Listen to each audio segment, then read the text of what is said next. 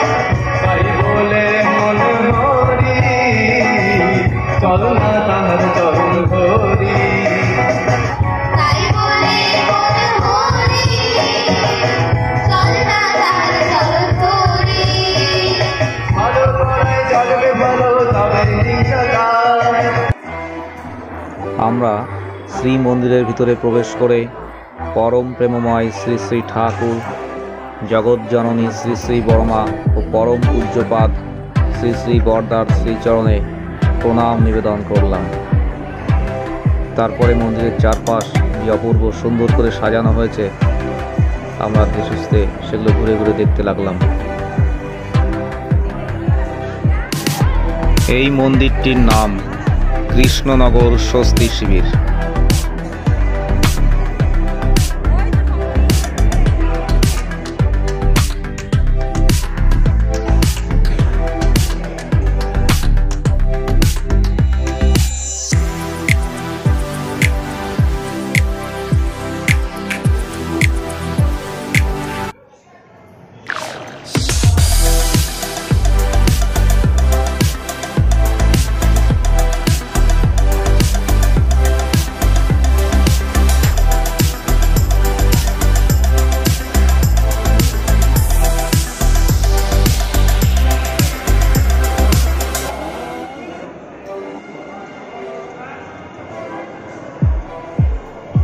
পরম প্রেমময় শ্রী শ্রী ঠাকুর জগৎজননী শ্রী শ্রী বড়মা ও পরম পূজ্যপাদ শ্রী শ্রী বড়দাকে প্রণাম নিবেদন করার পরে এবারে আমরা এগিয়ে চলেছি আচার্য ভবনের নাটমণ্ডপে পরম পূজ্যপাদ শ্রী শ্রী আচার্যদেবকে প্রণাম নিবেদন করবার জন্য।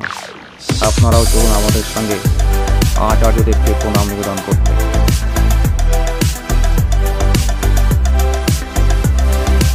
পরম পূজ্যপাদ শ্রী শ্রী আচার্যদেবের প্রতিকৃতি এখানে খুব সুন্দর করে সুসজ্জিত করা হয়েছে। নাটমণ্ডপের সামনের বাগানে অপূর্ব সুন্দর ফুলের সমারোহ এক অভিনব দৃষ্টিনন্দন পরিবেশের সৃষ্টি করেছে, যা সকলকেই মুগ্ধ করছে। আমরাও যার ব্যতিক্রম নয়। এবারে আমরা এগিয়ে চলেছি আচার্য ভবনের বারান্দায়, যেখানে পূজনীয় সিপাহীদার বসার আসন রয়েছে। সেখানে প্রণাম নিবেদন করে আমরা মন্দির প্রাঙ্গণ আর একবার ভালোভাবে দেখে উৎসবের উদ্দেশ্যে রওনা হব।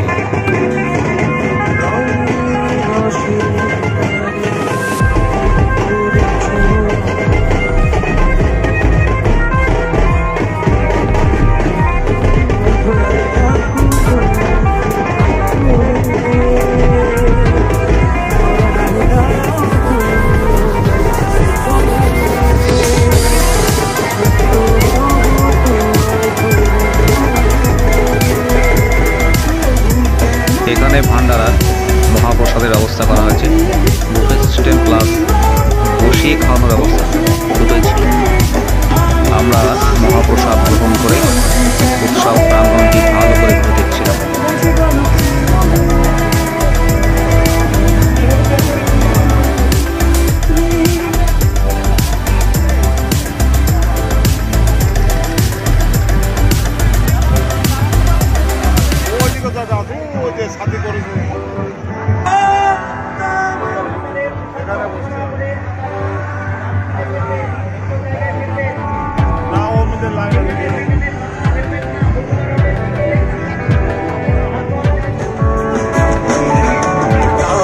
সংকুল হব সংসারে করিছ সবে নির্ভয় প্রভু হে।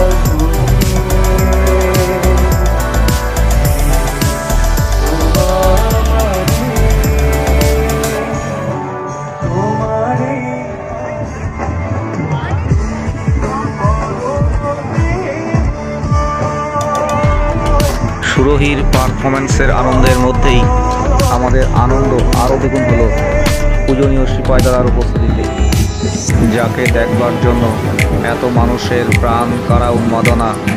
যখন তিনি নিজেই এসে ধরা দিলেন আমাদের মাঝে উৎসব প্রাঙ্গণে, তখন আমাদের আনন্দ আরও দ্বিগুণ পূর্ণতায় প্রাপ্ত হল। আমরা দাদাকে প্রণাম নিবেদন করে অল্প কিছু সময়ের মধ্যেই রওনা দিলাম। আপনারাও আমাদের সঙ্গে দাদাকে প্রণাম জানান। যারা বহুদূরে থাকেন, অনেক কারণে হয়তো আসতে পারেননি, আমাদের ভিডিওর মাধ্যমে দাদার শ্রীচরণে আপনারা প্রণাম নিবেদন করতে পারেন।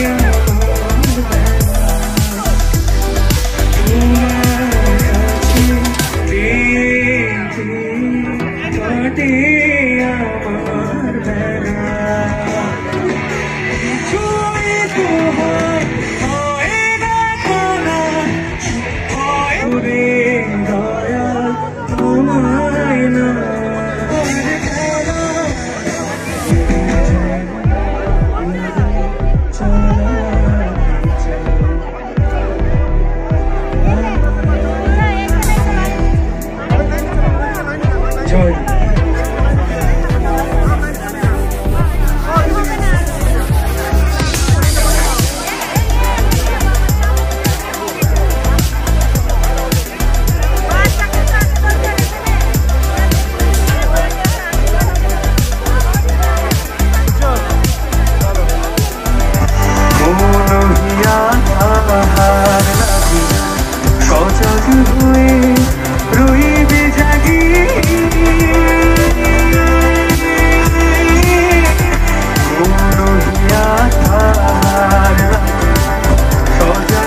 হয়ে রইবে জাগে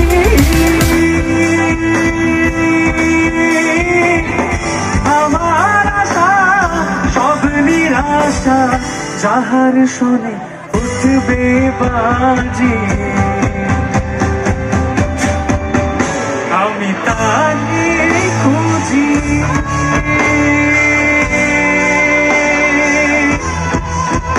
আমি তারে খুঁজি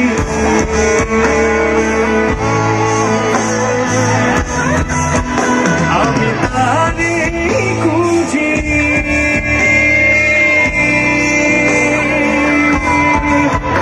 আমি তারে খুঁজি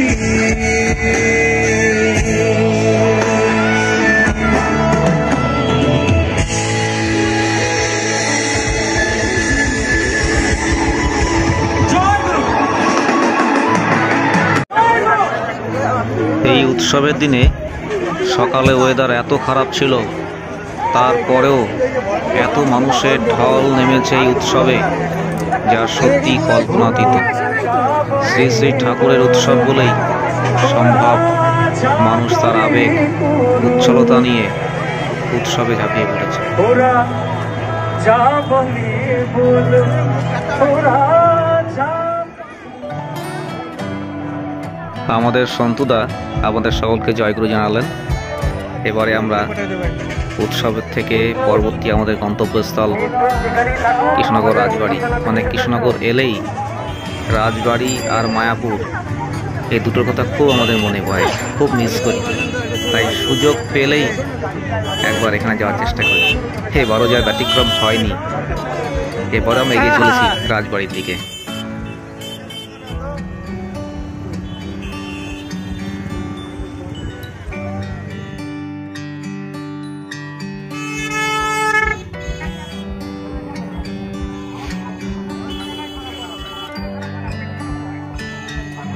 রাস্তার দুপাশ দিয়ে মানুষের ঢল ছুটে চলেছে ধীরে ধীরে উৎসব প্রাঙ্গণের দিকে, আর আমরা গাড়িতে করে এগিয়ে চলেছি কৃষ্ণনগর রাজবাড়ির দিকে। আমরা অলরেডি এসে উপস্থিত কৃষ্ণনগর রাজবাড়ির নহবতখানার সামনে। এটি রাজবাড়ির প্রথম গেট, যা নতুন করে সাজানো হচ্ছে। এটি নহবতখানা। এখান থেকে উৎসবের সময় বিভিন্ন প্রকার বাজনা বাজানো হয়ে থাকে ও প্রসাদও বিতরণ করা হয়ে থাকে এখান থেকে। আর এটি রাজবাড়ির একদম মূল বা প্রধান ফটক।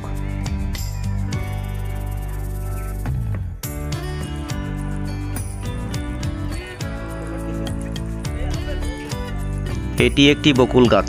গাছের পাতা দেখে প্রাণবন্ত মনে হলো, গাছের গোড়া দেখে আপনি অবাক অবশ্যই হবেন। গাছের গোড়াটা সম্পূর্ণ ফাঁপা, কিচ্ছু নেই, একদম ফাঁকা, পরিষ্কার হয়ে গেছে দেখুন, তবু গাছটা বেঁচে আছে।